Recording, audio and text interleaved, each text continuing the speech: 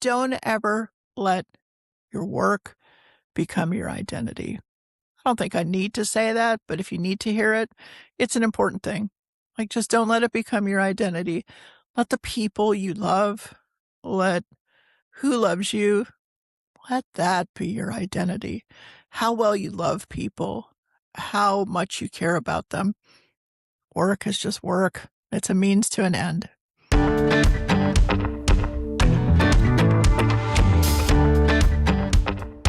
Welcome. You've found the Effin Heifers, the podcast where women of all ages, stages, and levels of chaos come to graze. Please welcome your hosts, Ashley and Lisa. Hi, heifers, and welcome to the podcast. I am a solo heifer today. Ashley left the gate open, and here I am by myself. She's on a cruise, lucky thing, and I'm here in Ohio where it's 40 degrees, but I'm not bitter about that at all. Let me get rid of business first, all the things. If you're finding us for the first time, we're the Effin Heifers. You can find us on Apple Podcasts, on Spotify, on YouTube. And please join our Facebook page at Effin Heifers. No G, just Effin Heifers. And you can request to join, and we'd be happy to have you as part of the herd. Today's going to be a little different since it's a solo episode. I want to talk about corporate life, and I thought this was a really good time to talk about it because Ashley is still very much involved in corporate life. You know, she still is a boss babe at her job, which is great. And I don't want her to feel uncomfortable about, talking about maybe some of the more difficult aspects. And I just want to kind of cover that work life that we have because, look, let's face it, we all have to work. It's just the reality. It's the reality of life. With the economy as crazy as it is and with things that are happening, it's getting harder and harder all the time. So that's just our day to day, right? And I was very fortunate to escape corporate life for a long time. First, I worked as a musician for 17 years, and then I went back to school. Then I was a teacher, which is very much challenging in its own way, but not in the same way as corporate life is challenging. There's so much joy and fulfillment that comes with teaching. There's also all the hard stuff too. Sometimes dealing with administration is not fun. Sometimes, honestly, dealing with parents who are difficult is not fun. So there are some things about teaching that are really, really difficult, but it's not that same 9-to-5 corporate vibe. So after I taught, of course, I went to law school, worked as a state attorney, worked as a prosecutor. I still don't think of that as corporate life either. That's also very different, especially when you're working in a public service type of job in law. It's not the same as being a corporate person. And of course, I ran a not-for-profit. That was nice because I got to do my own thing, and it's always good to do your own thing. So all that to say, I wasn't really ever in that kind of structured corporate environment until the last portion of my work life. And I went to work for a company that I really had loved for a lot of years. It was just kind of seemed serendipitous that I got a job with them. I'm not really going to talk about that company. I'm precluded from doing so. That's all I'm going to say. But I'm not really going to talk about that company, but I am going to talk about the vibe of corporate life. I thought I would really enjoy it. It was something that always kind of attracted me. I thought this would be really an interesting thing to work kind of in this big machine of a company, right? And I was fortunate in that I got a position pretty quickly in that company where I got to handpick my own team. And that doesn't often happen. So I had 12 people who I handpicked for my team because we were starting a new program. Right. So I had the privilege of handpicking these 12 people. I want to tell you that was the absolute best part of my corporate life because I really honestly, by the grace of God, got 12 remarkable people. So much so that even now that we're all gone from that company, we still have a group chat. We still keep up on each other's lives. We really built a family. And I know everybody's grossed out at that when a company says, your family. Our team became a family. I would never think the company thought of us as family because let's face it, a corporation is a machine. They don't care about you, but that team was definitely a family. And I hope that as you're listening to this, you can think about, oh my gosh, I've had those work relationships where I've made friends and those people have really become part of my life outside of work. I'm very thankful that these people are part of my life outside of work. If you don't have that experience, I understand that too. I was talking to someone who used to be my boss at this job, and she was really, really good at her job.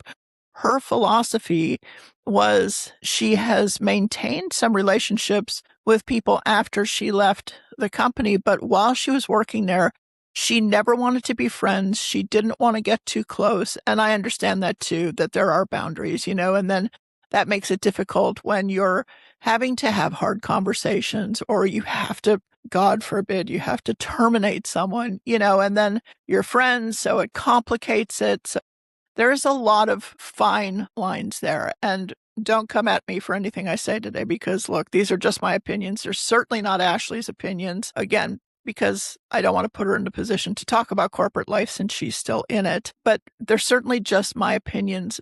But I do think that this is something that we all deal with and something that we need to talk about as women, because there is also still a difficulty. At least I think there's still a glass ceiling in corporate life. We see more female vice presidents. We don't see many female CEOs. We just don't. We see a lot of upper level, maybe C-suite people who are, executives, but we still don't see women CEOs in corporate life. And I will tell you, women can be a little snipey sometimes. I was fortunate. My team was all women and one man. And they were wonderful. There was never any of that weird competition or is she better than me or is she making more money than I am or there wasn't any of that. But I sure did see it. I sure did see that in corporate life. And I also saw people who put themselves out, purported to be a friend, right? I'm your friend, I'm gonna hang by you. You're my bestie. I hate that. You're my bestie. I'm going to hang with you. And boy, watched them throw people under the bus that were supposed to be their best friends. And to me, I don't know how you get up and look at yourself in the mirror after you do that.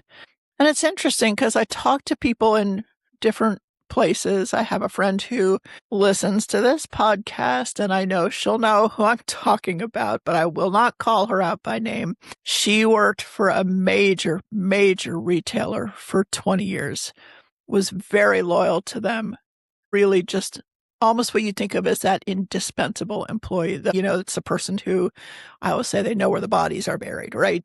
She knew all the secrets. She always knew the right people to call. She knew how to take care of any issue that came up. She was just really good at her job. And in the end, they screwed her. And let's just sit with that for a second, because boy, do we see that happen a lot. And I think that we're raised to think, I'm going to work hard. I'm going to do the best job I can do. I'm going to go along to get along. I'm going to be compliant. I'm going to be pleasant. I'm going to be everything that I think I need to be. And sometimes the reality is it's still not going to get you where you want to go. And it's a shame, because I will say that I don't believe that good work, hard work is always rewarded. I think that sometimes I hate to say it, but it's who you know, who you're friends with, who you've aligned yourself with. We like to use that word, alignment, right? That's a good corporate word. Who you've aligned yourself with. I mean, you really do see that. I saw some people laid off who were really indispensable, truly indispensable. But let's face it, everybody's dispensable, right? And boy, does corporate life prove that to us. Yes, I watch people who were just so good at their jobs, and they lost their jobs because of the schedule they were working. No one looked at their performance. No one looked at their contribution to the company. And to me, that's where we really get into, you'll see these corporate memes, right? All this, pardon my French, corporate bullshit that we see. And you'll see these memes and you'll see jokes about it. They're jokes for a reason, because it's embarrassing. It's the truth. There are some horrible decisions made in the corporate world that are just tone deaf, and the people who are actually doing the work can look at those decisions and go, boy, this was really stupid. And the corporation goes on, right? It just goes on. It doesn't matter if things fall through the cracks. And I know that things fall through the cracks when people get fired or terminated or, whatever you want to call it, rift, whatever nice way you want to say. The guillotine came for these people. I always like to say the guillotine fell for me, right? So off with your heads, like the Queen of Hearts in Alice in Wonderland. So when the guillotine comes, what happens to that work? And what happens to what those people were contributing to? Is it missed? Is it just, well, we can do without it? There are things that'll be worse. There will be things that'll fall through the cracks. There will be even compliance issues, but we're just going to let it go, because we don't care, because our head count looks better or our numbers look better and I'm going to get my bonus. So who cares if I cut you? It's an interesting thing. And then I thought, is this just anomalous, right? Am I just having this experience? Or is everybody having this experience? And the more people I talk to who are in big corporate machines, and I'm talking about the big ones, Amazon, Walmart, some of the big finance industries, everybody says the same thing, right? And so when you think about, do I change my corporate job? Do I go someplace else? Where is there to go? I always say it's same story, different faces. There's nowhere to go from here. And I don't mean to sound defeatist, but if you're in this corporate mill, I think this will resonate with you and you'll know what I'm talking about. And again, don't come for me, because this is my opinion, but it's a tough place to be. And then there are these little pockets of wonderful, right? Like my team was just a pocket of wonderful. It was the best part. Honestly, it's one of the reasons I stayed in my job as long as I did, because I loved my team. And I know I've mentioned in other of the podcasts that I got really, really sick, was out sick for, almost a year, really, about 8 months out sick. Most of that spent in the hospital. And then when I came back to work, I was working from a hospital bed at home with my laptop in my lap for this corporate machine that didn't care about me. But I came back, honestly, for my team because I love them. And I got a lot of calls from my team when I was out sick. When are you coming back? When are you coming back? We're just hanging on till you come back. We're not going to quit because we know you're coming back. That's a terrible way to feel, that you have someone who's going to advocate for you. But if that person isn't there, you're done, right? You have to have that leader who's standing strong for you.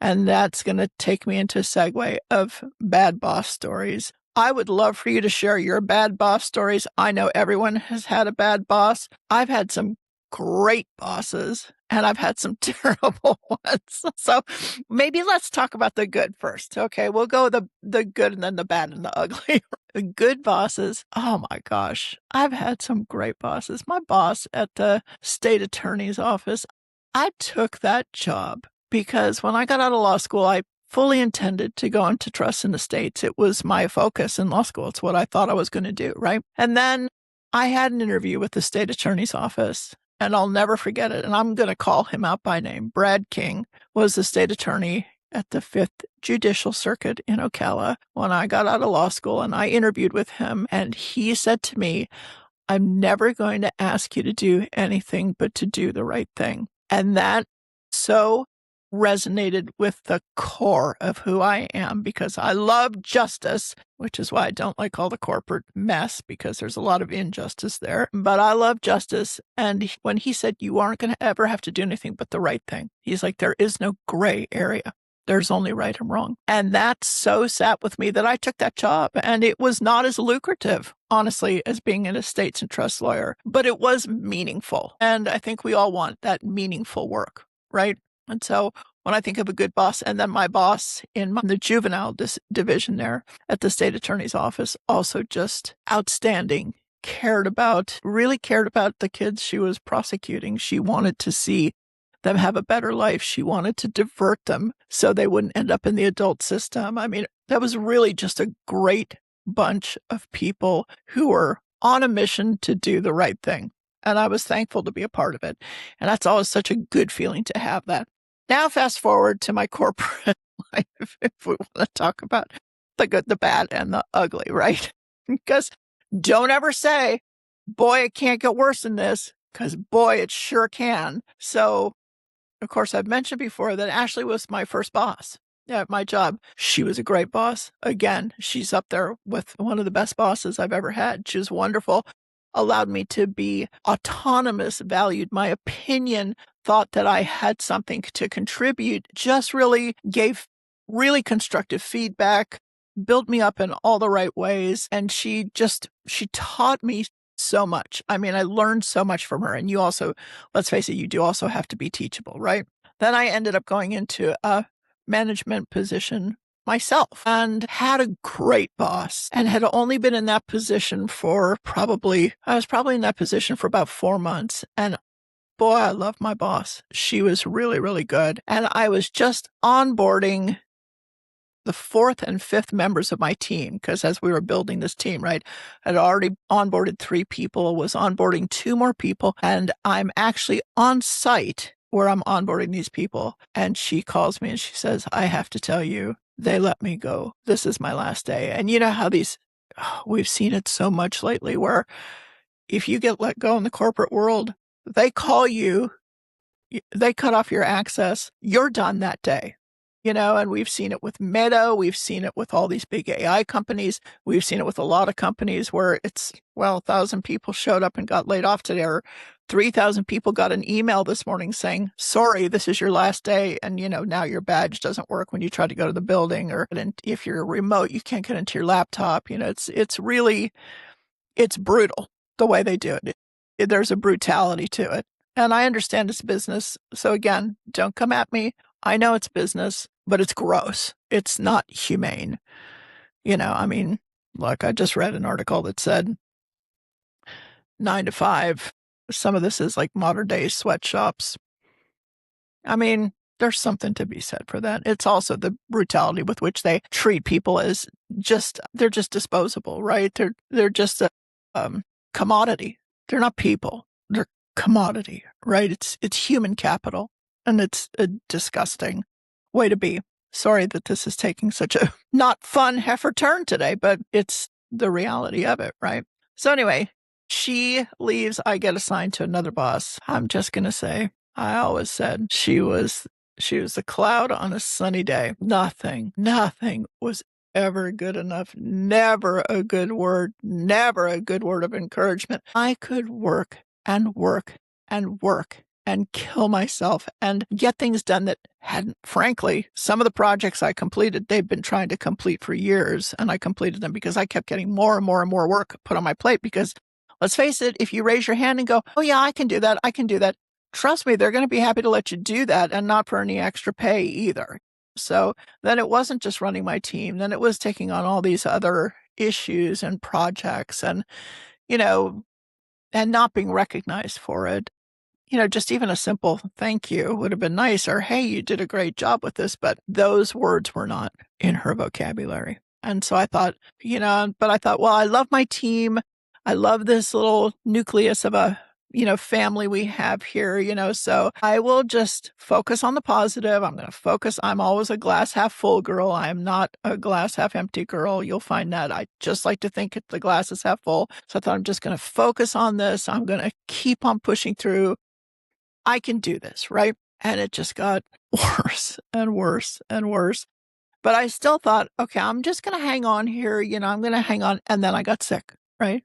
And I went out sick. And the lack of care or concern was almost comical. Look, I always say laugh or cry, and I'd rather laugh. The lack of concern was comical. It was wild what happened when I went out. But my team was great, and my team was there for me. And, checking in with my husband every day. How is she? We're so concerned. We're thinking about her. We're praying for her. We're hanging on for her.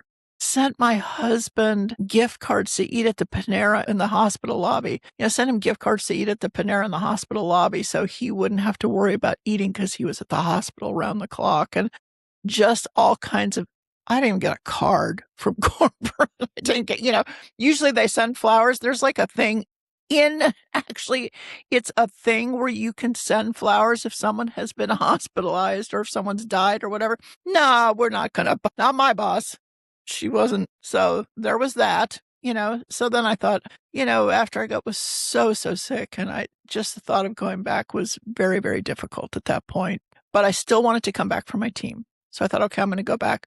Well, I go back and I find out that I have once again been shuffled, and now I'm reporting to someone new. And I thought, surely this is going to be better. Boy, was I wrong, because I got a very overzealous micromanager, and there's nothing better than a micromanager. And those of you out there listening right now or watching who have had a micromanager are all nodding your heads going, oh my gosh, I know. Or if you're under one now, my deepest condolences to you, because boy, what a killer. What an absolute, I was going to say vibe killer, but morale killer, right? I mean, to just consistently have someone who is always second guessing, doesn't even really know what you do, because she didn't, even by the time I left, she didn't know half of what I was responsible for or what I did, but surely had an opinion on everything,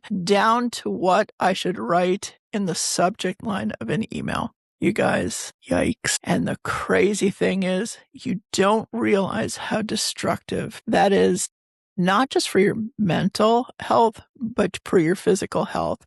Because I kept thinking, I'm in this bed. I got my laptop on my lap. I'm working every day. I'm not getting better. I'm not getting better. I'm not getting better. I'm not getting better. So finally, my entire team was let go. We were offshored, and they decided to just completely do away with the whole team. So I guess good luck to whoever needs that support within the company now, because it's not there anymore, which is a shame. But that's because they don't really care about hourly employees, and that's who we were supporting. We weren't hourly, but we were supporting hourly employees. So, they're not important. They're also just human capital. So they offshored us, and I got called in coincidentally on my oldest son's birthday. I just thought I was having a meeting with my micromanager, and I go in and there's HR, and I thought, oh, I know what's happening here. Honestly, I was kind of fine with it. It was like a relief, because I was miserable and I wanted to go. And so it was actually a good thing. But the crazy thing is, the day after that, when I woke up, I thought, oh, am I going to be like, will I be sad? Will I be shocked? I wasn't any of those things. I had more peace that day after than I have had in years and years and years. And I thought corporate really was sucking the life out of me. It was like a light bulb came on, right? And look, the reality of it is we need our jobs. We need our corporate jobs. Are there things I'm thankful for? Sure. I'm thankful I had short-term disability. I'm thankful I had good insurance. I'm not going to lie. That's a privilege, and I'm thankful for it, right? Because what would I have done with as sick as I was? But here's the thing. It really does take part of you, and it takes a big part of you, and it almost maybe changes your personality away in a way that you wouldn't like. So what was crazy is, so after that kind of wild kind of peace that I had the day after I woke up, the next thing that happened was a tremendous leap in my physical recovery. So we don't realize how much that mental stress, and we always hear, stress is terrible, stress, okay. And I think we hear it so much we become almost immune to it. It's just like the Charlie Brown teacher voice, wonk, wonk, wonk, wonk in our ear. And we don't realize how much that stress will kill you. And I started, like, my recovery was meteoric. Look, guys, I'm sitting up in a chair. I couldn't get out of the bed without a Hoyer lift. And a Hoyer lift, for those of you that don't know, is my husband would physically have to roll me onto this pad that had like 4 hooks on it. He hooks me up to the lift. The lift hydraulically lifts me out of the bed and sets me in a chair so I could not be in the bed 24/7. And that's how I was getting out of bed, because I was so sick. Now I can sit up, stand up, and get out of the bed by myself. That might not sound much that might not sound like much to a lot of you, right? But to me, that's something I couldn't do for a year and a half. It was so interesting. There's all kinds of things that come with being sick. I'm taking a little detour here. Bear with me. Going out of the pasture a little bit. There's a lot of things that come with being sick, really, really sick like that, and bedridden. You'd lose a ton of your ability to even move your own limbs. You can't move your arms. You can't move your legs. It's hard to imagine at my sickest. I couldn't pick up my phone. My phone felt, it may have well as been 100 pounds. Couldn't walk, couldn't roll myself over in bed, couldn't sit up by myself, couldn't do any of that. So little things become big things, right? Walking becomes standing was a victory. Just standing up was a victory. I had healthcare providers that said, you'll never stand up again. And I thought, the heck, I will. But it did take not having that heaviness and that stress, So anyway, back to work life. That's the good and the bad and the ugly of my experience. Like I said, I've had great bosses. I've had some that aren't so great. I have family members who are very fortunate who, well, let's look at my husband. He's always worked in entertainment, first as a musician and then in lighting and sound. And so he hasn't lived a corporate life. He hasn't had to deal with that ever. And there are people who escape it, who never have to deal with it. But if you do, I'm just going to say, take good care of you. Watch your mental health. Watch how work is affecting you. Don't let work affect you. When your work is done, it's done. Don't be the person who works 9, 10 hours a day, because you know what? You're never going to get that time back. And honestly, it's not going to get you anywhere. They're not going to reward you for it because you're human capital. So take it for what it is. I always say, take the money and run, right? Keep good receipts. If you feel like someone is trying to pull some nonsense, make sure you always come with a good receipt. Put everything in an email. Save those emails. Save those screenshots of Teams chats. Archive them away because they will come in handy at some point. But just guard your hearts, honestly. Watch yourself and make sure that you're taking good care of you. So that's the most important thing. I'm sorry if this got a little depressing, but listen, corporate life can be depressing. There's some really funny people that make fun of corporate life. I always laugh because, we see all those characters, don't we? We see them all in corporate life. So yeah. I would love to hear some of your work stories, both the good, the bad, and the ugly, because I think we do. Again, I think we make friends for life at work. There are people that you work with that become your friends for life, so there's that. But we also have, gosh, you all got to share your bad boss stories because you have to have at least one, because everyone has had that terrible boss. I was fortunate enough to have 2 terrible bosses, so not just one. I was lucky enough to have 2, but really, like I said, at the end of my work life, at the end of my working career, because I'm not sure at this point that I'm going to go back or if I'm just going to kind of do something independently. I'd like to be my own boss. That's another thing I'd love for you guys to talk about. If you're interested in owning your own business or being your own boss, I think we see a lot of people more and more with that kind of entrepreneurial spirit, especially with the way the job market is going. I think we're probably going to see more of that, because we've seen so many layoffs, and my heart hurts for people who have just been searching for work and how ugly that work search is. I have a friend she's a gem. Any company would be really, really fortunate to have her. And she has had time after time after time, interview and interview. Then we're not hiring, or we decided we're not hiring anybody right now, or we're not going in that direction, or we're not going to hire you, frankly, because there's some ageism there too. She's older like me. And let's face it, you get over 60 and I think a company, again, going back to we're human capital, right? I think a company looks at you and says, well, how many more working years are they really going to want to work?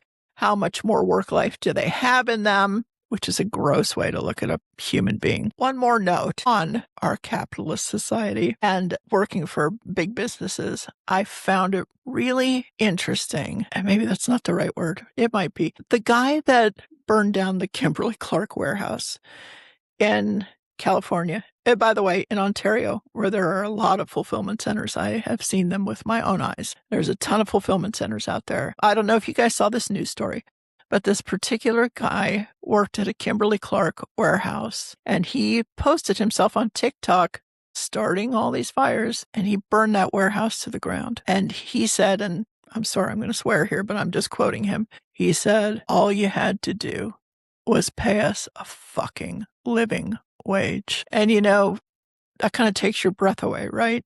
Because you think about these corporations and you think about the billions of dollars they're making, and not millions, billions of dollars that they're making. But there are warehouse workers who can't afford to just have one job. They can't afford a home for their family. There's multiple families living in one home. They don't know how they're going to get to work tomorrow. They don't know if they're going to have enough gas. They don't know how they're going to feed their kids. And we don't talk about that ugly truth enough, do we? Because let's face it, it's an ugly truth. We like to order our Amazon. It's at our door by the time we think about it. We like our online shopping. We like our retail therapy. We like our TV channels that sell us things. We like our instant gratification. But someone's packing every single one of those boxes. And chances are they're not in good conditions and they're not being treated well. And again, I know I keep saying human capital, but they're being treated like human capital. And I say this because I've seen it firsthand. So all that to say, the corporate world can be a wonderful place.